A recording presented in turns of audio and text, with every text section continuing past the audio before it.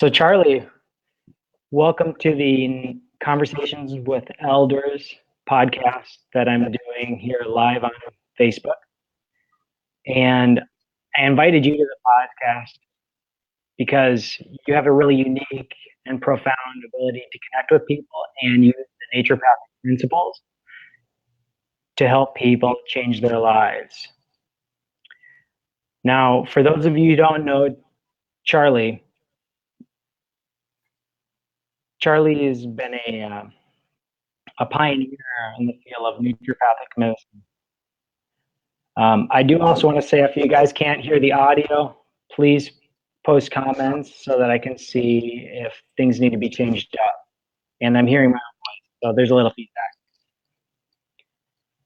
So Charlie, welcome to the YouTube video. And I also want to ask you, it sounds like you're in day 2 of a water fast. Tell me about that. Gladly. Peter, you're coming across about 50%. I know what you just asked me, but our connection is not a good one. Okay, so yes, I'm in my second day of a fast. It's not a water fast exactly. I realized I prayed the other day because I want to, I really want to eliminate or significantly reduce salt in my eating regimen. And I also want to do the same thing with oils. And it is daunting to me to do. I have spent years in the past eating no salt and minimal to no oils, but it's been a while, so I'm really accustomed to them. And so I was journaling about making this change. What I recognize is, A, that I have compelling reasons for myself why I want to do it. And the other is that what I face, it's not about salt and it's not about oil.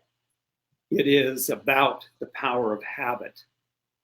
And all this could be cigarettes, this could be chocolate, this could be masturbation, this could be anything you can think of.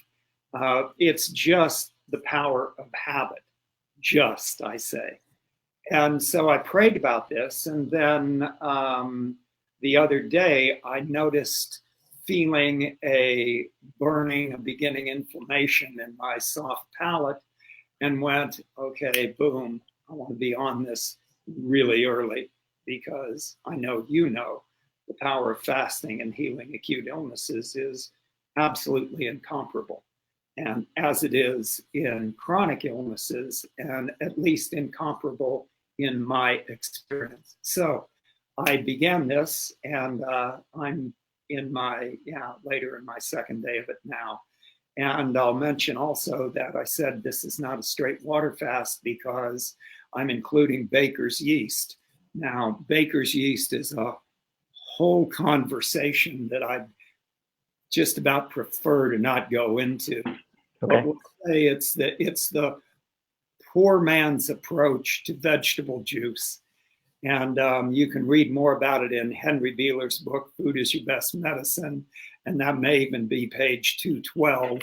Henry Beeler is, I rate him as the best clinical nutritionist that I'm aware of. And he was my mentor, medical doctor who passed away in my second year of medical school.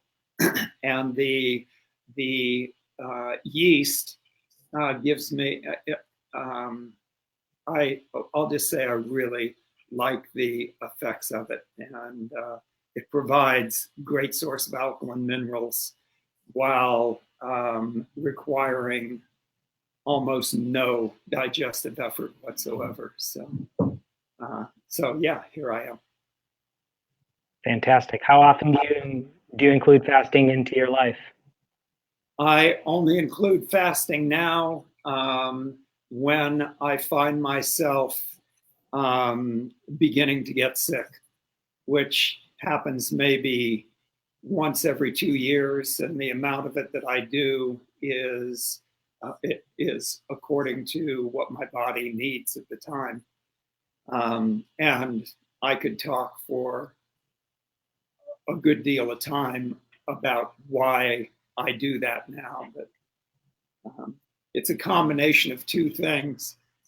Fasting is one of the most difficult things that I know of. And so I shy away from it for those reasons. I would say primarily for that. The other is, I mean, there's a lot of other things I don't shy away from, but I find fasting very daunting. The other is that my experiences with fasting, when I schedule them myself, how would I say it? It's challenging for me because, oh man, I'm not sure I want to go into all this. I think we may have bigger fish to fry. Why don't we leave this okay. out? Yeah, let's leave it. Talk about that another time, but we share a common love of it. And as I said, I do think it's the most powerful healing therapy that I know of. It's tremendous. Yeah, it works. It's the most powerful medicine that I know of as well. Yeah. So tell me a little bit about kind of your history and why you got into doing what you're doing, and exactly kind of what you do with clients to help them transform their life. You asked about my history and how that informs what I do with clients? Yes. Let's see. My history is that just like you, this has been my destiny. And now at the age of 72, I can look back and see that truly it has been. So when I read the first book that I ever read, we'll say on naturopathic medicine, which was a book on fasting it was by Arnold Ehret, and it was called The Fasting and the Mucusless Diet Healing System, I believe it was. And so the point is that book was a revelation to me. It like, bam. And I was stunned. First time I had ever heard that we have the power to heal our own illness. And in this case, by eating, as this man advocated. I had never even heard that before. And I knew it was true instantly. And so that began a quest for me, which led me to study voraciously during that time, to struggle to change my lifestyle and my ways of eating, and then to find my way to naturopathic medicine, all through a series of ongoing revelations. And then in naturopathic medicine, graduating as an eclectic naturopathic doctor and practicing as an eclectic naturopathic doctor for 15 or 20 years doing primary care medicine, gradually evolving to where I am today, giving myself increasingly to my passion. And my passion is what I discovered in that first book, which is that we are endowed with the power of self-healing. We are capable of healing our own illnesses. And so I more and more began to drop different therapeutic tools, homeopathic medicine, acupuncture, herbal medicine, physical medicine, all of these things, and emphasize teaching more and more and more. And so this is where I have come to today, recognizing and in full appreciation that almost everybody needs a balance of medicine and of health education. and I love them both. I just mostly love what we can do for ourselves. And so I've grown in this process, and I discovered in this process that what I teach is my own way of living. That's what I teach to people. And I suppose I could say I do that because what I do has the endorsement of I do it. It's the highest endorsement I can give it. And I have, it has been an interesting process to me to discover how much I hide and have hidden and not wanted to reveal my personal ways of living, because I would say I was apprehensive that people would think it was egotistical, and or that some of the things that I do would seem so weird to people and extreme to people. That's been a really big factor, that I did not want to reveal it for that reason as well. And it has been, as I say, a discovery again and again of coming to saying, why don't I just tell people what I do and why I choose to do that? What are the compelling reasons for me? And what else do I have to share? And yet I thought there should be something better than that. And part of that is that yes, there should be authorities other than me for this, and particularly in this day and age, real compelling evidence-based studies for it. So all of those, that's been my challenge in being fully authentic with what I teach people. Well, I love the authenticity in which you just could describe that, because that's a part of the human experience that we all need to tap into, is really just kind of feeling the fear, but knowing that authenticity is the only way that we're going to really be able to impact people.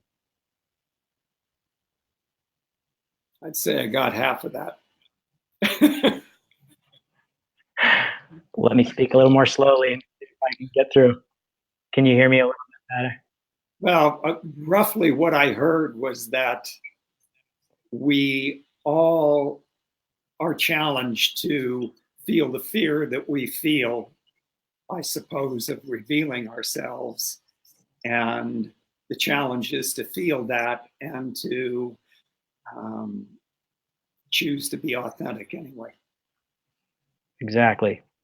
That's what you said? Yes. Okay.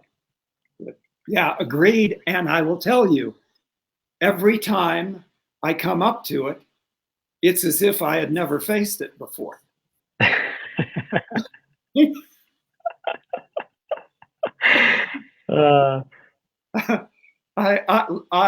I look like the other day I was what was I faced? It was in an interaction with a person, and it was about telling her the truth, and I was squirming and didn't want to do it, and was looking for some reasonable explanation for what I wanted or what had happened. And finally, as I was talking to her, I spoke my whole truth. And as I was speaking it, I went, oh my God, this is exactly what I was to do. And actually, it was not with a woman. It was with a friend of mine who has cancer, who he was doing a GoFundMe campaign. He's one of my great friends. And what I had to say to him is, I don't have a lot of money to give you in this GoFundMe campaign, and there's all kinds of help you need. And I love you dearly and want to help you. And I feel ashamed that I can't help you more, that I have these things going on. And I told him all of that. And in saying it, I went, there's nothing else to do. That's the truth. I feel perfect about it. But beforehand, I mean, I had not talked to him in a number of weeks and been reluctant to respond to his outreaches because I felt ashamed of myself that I couldn't give to my friend in the way I wanted to, which makes me want to cry. Absolutely. I experienced the same thing. I think the hardest thing is going beyond our trying to look good and even risk looking bad and being authentic with people. Yeah, yeah. And I think I'll speak for myself as a naturopathic physician, that this has been a trial for me from day one. I think we're all aware of I'll say the stigma attached to naturopathic medicine being, at least in the time I was doing it, and I'm confident still here for a large number of us, is that we're not real doctors, and that we need to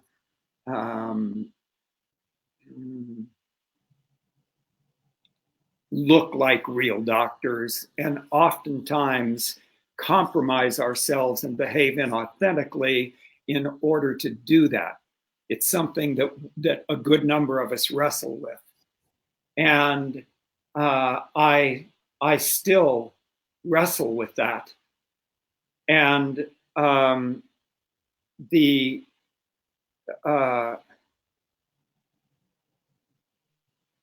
think the point here is that this has been challenging for me throughout my career, feeling that I'm speaking to an audience that is most of the public who either does not understand what I do, or if they have some understanding of it, that there is the view that, okay, I'm not a real doctor, I'm something else.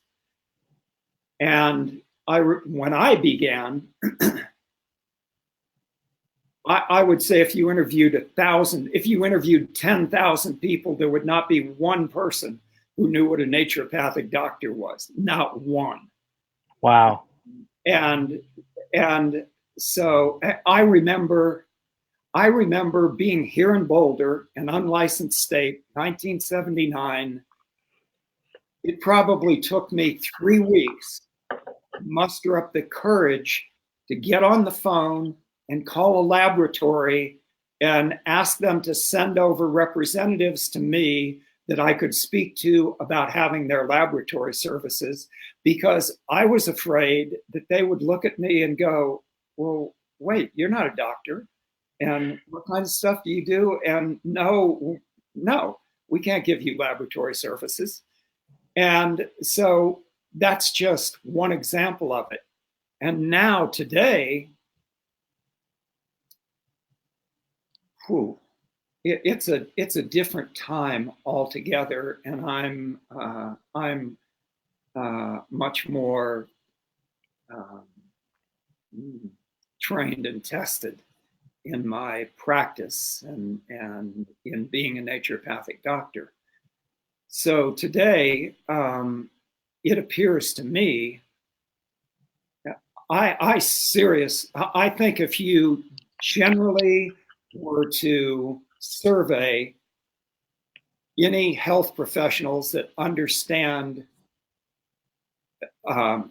holistic health, alternative health, and naturopathic medicine, that they would say that naturopathic doctors are the best trained and are the clinicians that they admire the most. And secondly is that I see the world as turning toward naturopathic medicine like we have to beat them away from our doors practically. And that is for the same reasons as you could compare it to climate change. The world is rushing and awakening to the danger of climate change and rushing to take the actions that are appropriate to dealing with this crisis. Meaning, you're dealing with nature and climate change. When you're dealing with health, you are dealing with nature and nature's ways. And the doctors that understand that best are naturopathic doctors. And hence, I mean, medicine is in such a state of degeneration. And we'll just leave it at that, that they also are driving people to us. It's a great time to be a naturopathic doctor. And lastly is that I have grown through my trials to esteem the medicine that I do, to value it. I will put it up against anything. And I am so proud to say that I am a naturopathic doctor, and with good reason, because I have 40 years of seeing the value of what I do and being able to compare it to what everybody else does. And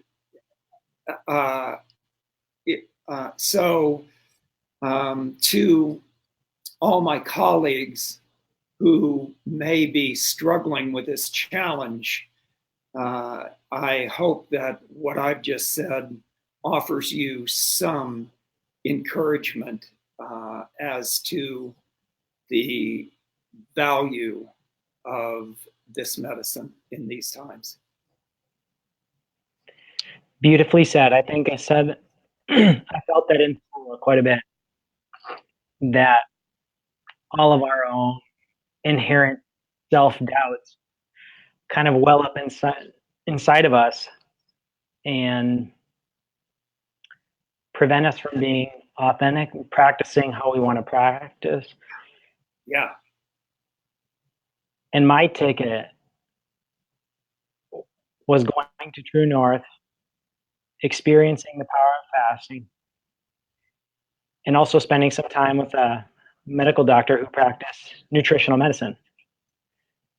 And I saw, wow, these guys are confident and they do what they really believe. So for me, that was game changing. Yeah. And then also doing a lot of work on myself, realizing that I am more powerful than the medicine that I prescribe. Did you say that you are more powerful than the medicine you prescribe? Yes. Say more about that. So the therapeutic relationship that I have with each of my clients, that right there is the most powerful medicine that I could possibly give in any session or outside of any session with any client. Yeah. That interaction is fundamental to the healing process and allows people to understand, or what I try to give to them and allow them to understand, is that they're so capable, and as long as they can take responsibility for their own health and their disease, that they're capable of transcending their pain, suffering, and illness to get healthy. Thanks, Peter. Wise words from a young man. So, in responding to that, I'm aware I'm part of the Naturopathic Medicine Institute, which you may be familiar with, but it is essentially a small group of vitalistic naturopathic doctors, elder naturopathic doctors who are offering postgraduate work to teach younger doctors and students vitalistic naturopathic medicine. And you're speaking of the doctor-patient relationship. And in each of these doctors, you can, it is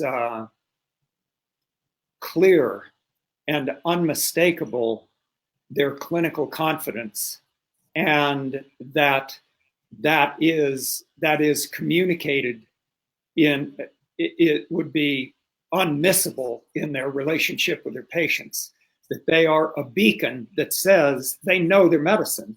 And so what they offer is a path to healing that they have a lifetime of experience walking and guiding others in it. So there's the strength and the clarity of that clinical relationship. Now, I want to add to this another part that, it's this. Almost all medicine, and perhaps by definition, almost all medicine can be practiced as well on an animal as it can on a human being. Right? So you can do hydrotherapy and homeopathy and herbal medicine and physical medicine and all this on a dog, a cat, a horse, right? The same as you can on human beings. We are endowed with uniquely human capabilities. And my overwhelming interest is in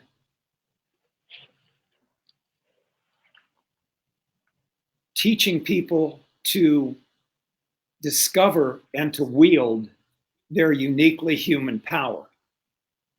Now, largely that power, we could say, is psychological, mental, emotional, that we have the power of memory,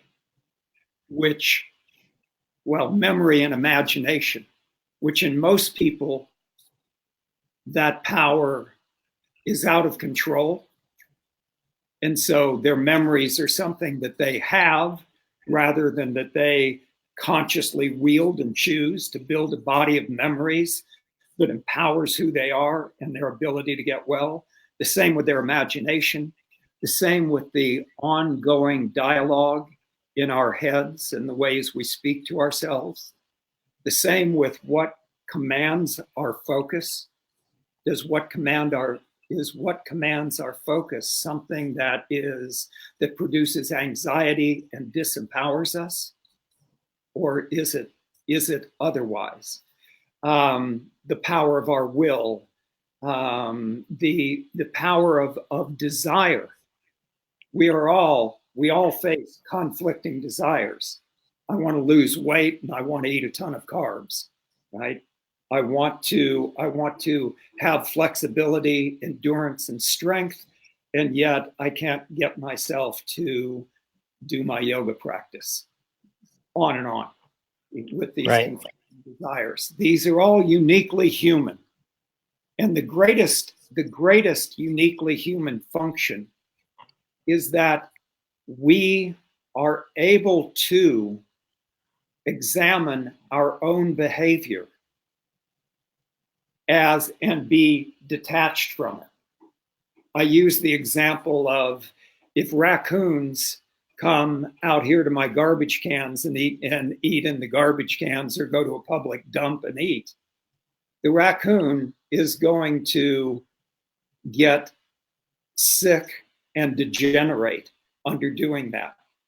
The raccoon will never be able to go and look at herself and say, I should stop eating at the dump. I know it's easy, but this is not good for me and I'm degenerating under this. They would never be able to do that. A human being has that ability of self-observation. And that ability allows us to direct our lives. And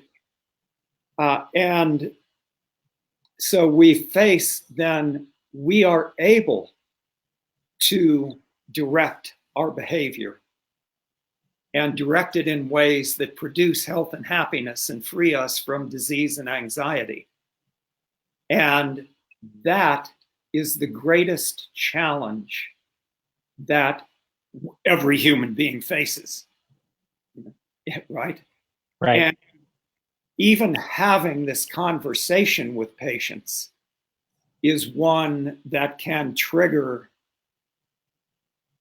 good levels of anxiety, embarrassment, and shame in them, because almost all of us are aware of how we fall short of being the human being that we would really like to be, and to enacting behaviors that are in alignment with our deepest values. So this work of being able to direct our behaviors in the ways that we want to is the core of my work, really. As much as I like teaching behavior, is how do we actually make changes that are extremely challenging to do.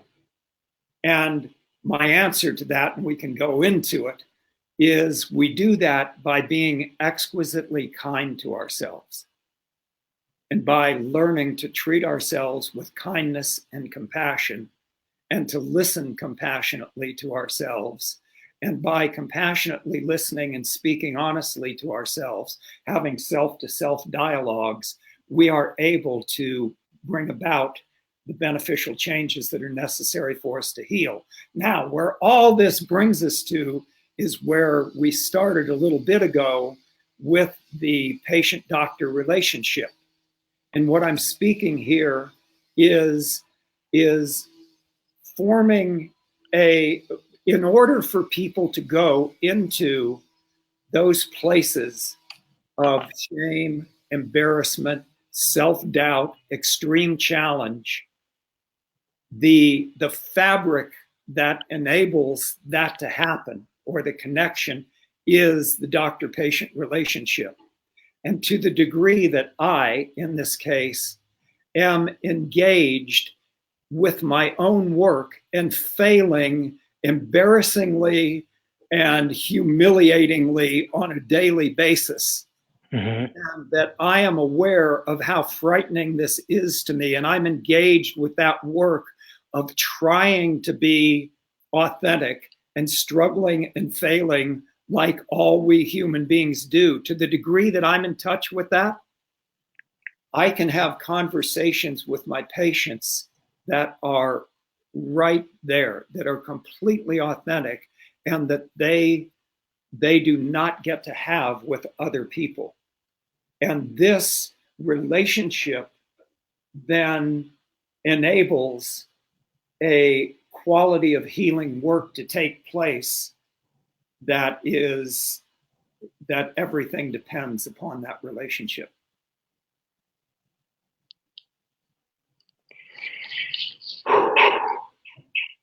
So powerfully said. Yeah. I remember a conversation I had with a colleague of mine when I was working at True North. And I opened up to him and I let him know that I was struggling with something. And it had to do with my own, personal self, I guess my own physical health, body. And the conversation we got into was the answer to getting what you want, to getting to where you want to be, is through loving and accepting yourself exactly for who you are. And by not pushing that away, and by fully living in that experience, that allows you to be present, be responsible, and to act on what's meaningful to you. And I think he got some of those words and wisdom from you. I think that's how you practice with patience. Yes, exactly. The fundamental challenge that I face and that I believe we all face is learning to love ourselves and to be able to accept our own love. Now, that's real easy to say. And it is what all my clinical work comes down to. Because I'm working with people in 4 behaviors: the ways they eat, the ways they move, the ways they think, use their mind, and the ways they relate with other people. And in each of these, we face the challenge of being able to behave in a manner that is both intelligent and caring. And that challenge is the challenge. And meeting that challenge comes about by conversations between our suffering self, the Charley Cropley that I know myself to be, that lives this way, that likes this amount of oil and salt, shall we say, Mm-hmm. and the self who brings to me the wisdom that it's at least worthy of exploration for me to go the direction of reducing salt, reducing oils. And in that challenge, it comes down to learning to being able to love myself as I am right now. Really, really to love myself in the morning when I'm thinking ahead of, do I want to do this today? Do I want to face the deprivation of not being able to eat the amounts that I enjoy and that I'm accustomed to? Or the reasons I can blow this off today and good excuses I can use to justify this, all the way down to the moment where I'm there having the meal and deciding how much sauce, how much oil, how much salt do I add to this or not add to this at all. That in that moment, and even I'll say in the moment where I am blowing it off and I'm eating more salt and oil than what I aspire to do in that meal in that day, in that moment, my power is in being able to say to myself, Charley, look at me, listen to me. I see your shame. I see your confusion. I see your uneasiness and anxiety about what you're eating in this moment. Listen to me. Listen to me. I want you to feel my love for you, my compassion for you. I am with you now. And as you are eating this, I love you. I admire you. I respect you. And I tell you with certainty that this good that you desire is happening. And it is happening in this moment, and you can feel it. because I am the power to do this good and to do any good. And the challenge of this moment is that you would open your mind and your consciousness to receive your greatness and to hear who you really are. You are me. I am the power of love. I am the power of wisdom. I am the power that heals you. And this is happening, dude. And then, and that, for me, that is the core of it. And that is what I teach my patients, is to discover the goodness that you really are. And that the power to self-heal is your very nature, and what is constantly yearning to happen and reveal itself to you. And you're opening your consciousness and being able to receive the astonishing healing power that you are. That's the core work. And you can apply that to eating salt. You can apply that to taking cold showers. You can apply that to doing push-ups or yoga. You can apply that to the relationship with your wife that you're struggling with, to anything that you want to.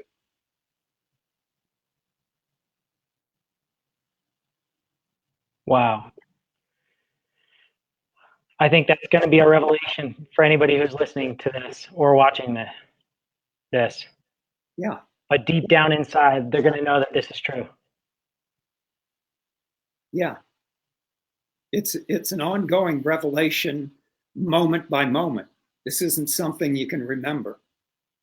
Love is either living in you in the moment or it's not. So again and again, we awaken to this opportunity of really loving ourselves. And I will say that we live in a time of, perhaps, I think, the greatest health challenges that we've ever faced. Our civilization is degenerating. Look what's happened to our food system, to our environment, our practices of medicine. People are growing weaker and weaker and sicker and sicker. In relationships as well. Pardon me? Relationships as well. Yes, absolutely. Thank you. And so if we take just cancer as, say, symbolic of the rampant sickness and the depth of sickness that we experience today, I know of nobody who knows how to heal or guide people to heal cancer with any significant degree of confidence and consistency. Not that that you can't make marked improvements, but I'm talking about, bam, being able to heal cancer, right? Mm-hmm. So we hear of the frontiers in genetics, in biotechnology, in various medical procedures, and the world is enamored with that. What interests me is the potential of human beings for self-healing, to be able to so infuse our lives with power that we would be able to eat, to move, to inhabit our bodies, to care for our minds, to bring such healing power that we would be able to both heal and prevent cancer. This is my particular interest. This is what impassions me.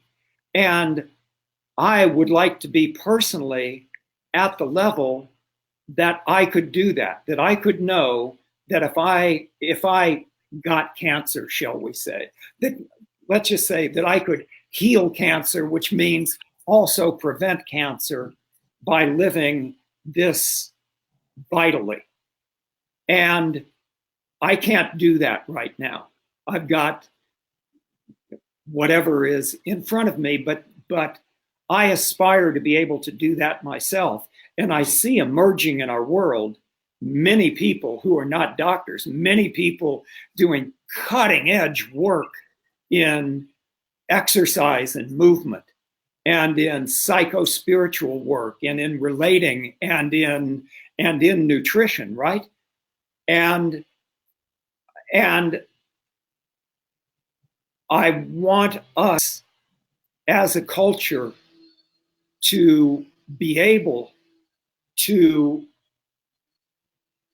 access our own potential for self-healing so that we can heal cancer and with that anything associated in the realm of illnesses. That's what excites me. Well, that excites me so much. Yeah. I think one thing you brought up earlier, and I wanted to bring this up,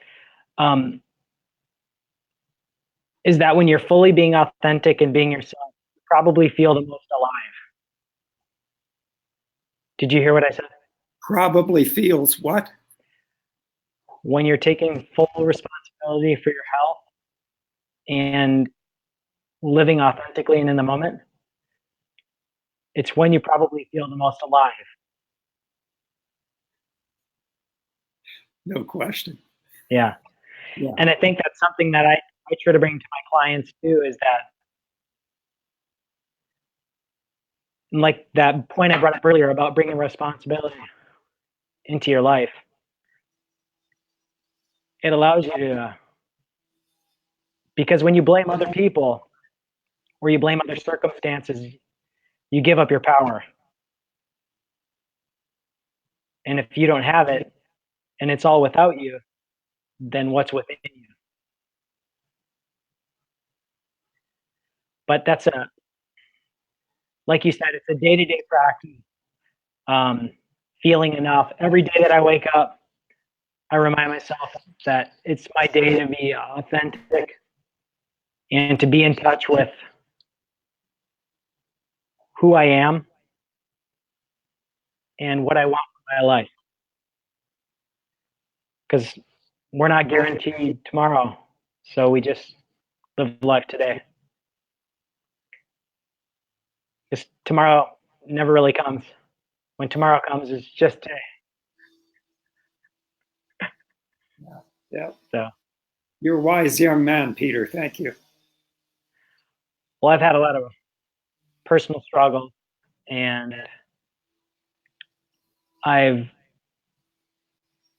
there's been wise people who've imparted that onto me. But it's not come through ease, it's come through struggling. Right. And the biggest struggle that I have currently is not worrying about being good enough. This is a daily practice, but just being authentic and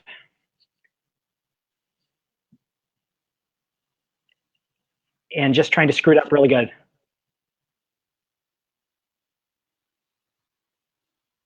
Same here.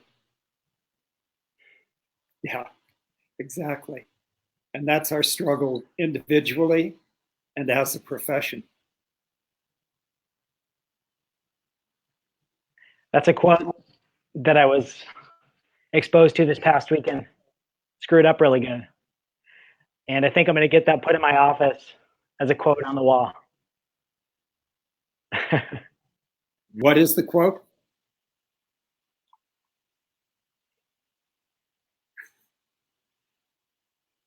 Very good. Very. Yep. Just do it. Yeah. Great. All right, Peter.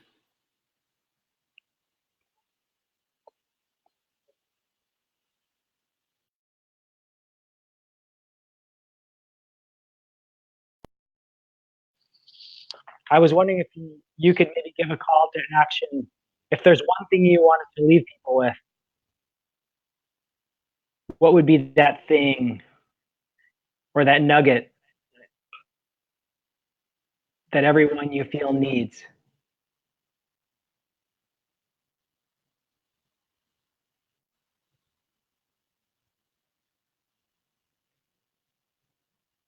Well, my prayer for myself is, and my guidance that I seek, the principles that I turn to when I have enough sanity to wake up and know that I need some guidance here, right? Is that let me go into this situation and be kind and be honest. That I trust my life to. And this is naturopathic medicine, Henry Lindlar, that the causes of illness, having already linked illness to our behavior, the root causes of illness are ignorance and indifference. Well, he describes them as being ignorance, indifference, lack of self-control, and I'll say wanton, wanton disobedience or something like that. But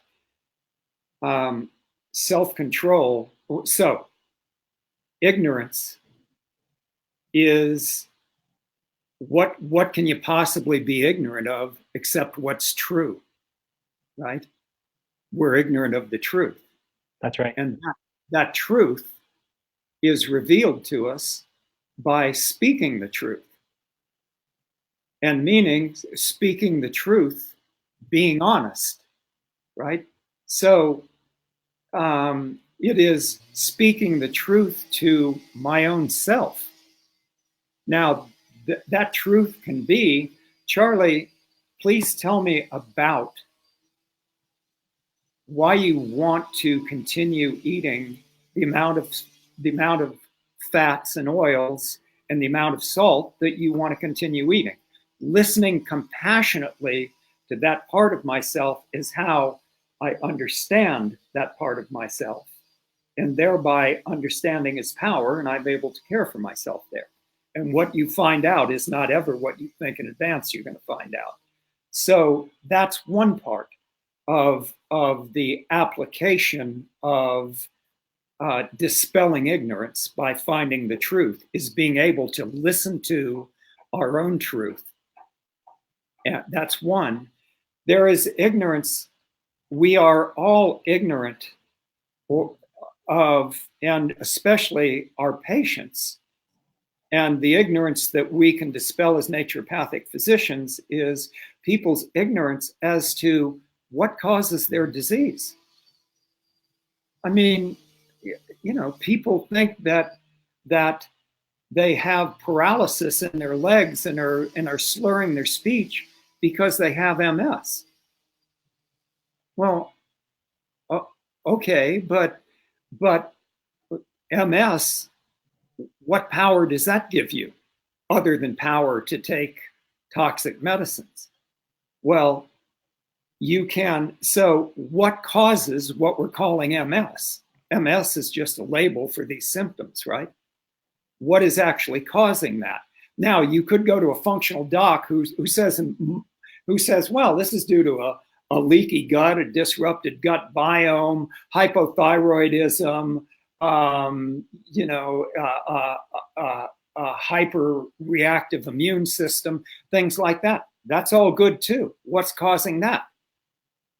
And so naturopathic doctors come back to behavior as being the primary cause. People are ignorant of that. They don't understand how their eating and their food allergies and on are creating the leaky gut and the hypothyroidism and that. And so that's one form of ignorance. Then when they find out that their behaviors are causing this, which is a lot of finding out, they are completely ignorant of what skillful behavior looks like. They don't know how to inhabit their bodies and move functionally, how to breathe, how to heal self-criticism, self-doubt, and shame. They're ignorant of this. They don't have those skills yet. So that's another form of ignorance. And then the greatest ignorance is of who they are actually. That is, that they themselves are the knowers, the witness of those behaviors, and the source of love and intelligence for how to do those. That we have the power to perform ordinary behaviors that every human being performs, that we have the power to perform those with kindness and intelligence, which is healing itself, being embodied, and infallibly changes our physiology, our metabolism, and heals pathology, right? People are ignorant of that. So that's how ignorance works. The second is that when you speak to people about, the second one is going back to Lindlar, is indifference, is being indifferent. Indifferent means having a lack of love, a lack of real caring, right? So you could see that our indifference towards our own well-being, if indifference could be, yeah, I really do think that I would heal in many ways if I reduce down the amount of salt and oils that I consume. But, right, I'm not passionate enough about my own well-being to face these challenges and bring about the healing that I want. And what is it? So from whence comes that passion? And so that's one. How do we cultivate passion? I won't go into that right now, but building passion, building one's love is something real to be done. The second, another part of that is we are conflicted in what we love. So we love health and we love many activities that damage our health. How do we correct that? Well, one answer in a major way that those conflicting desires are healed is that we get sick. Like in this case, we come in with MS. And MS reveals to us what we really love the most. And the way it works is that we love health and health loves us eternally, forever, and always. It is the primal urge is to be healthy and to be happy. This is the work that life does. And so our health problems reflect that our lack of passion about what we are truly and innately passionate about. And instead, our passion has gone to chocolate and watching TV and using our energy in ways that do not, or that actually undermine our health. And so we face a challenge of really being able to say, define, this is what I love, and to build the strength of that love, and to build a foundation of nothing but the best reasons of why this is so, which is what's there, so that again, this is Lindlar, is dispelling ignorance and dispelling indifference by the force of truth, personal honesty, and personal kindness or love. This is the work. So you ask me, what's my advice? Be kind and be honest. I got it, and I love it. Yeah. Me too. Thank you so much for your time and energy today, Charley. I know you're on your fast. Let's reconnect, and I'll be in touch with you. We'll get you back on, and we'll go into building passion. Right on, Peter. All right. Thank you, man. Thank you, Charley. Have a great day. Have a great one. You too.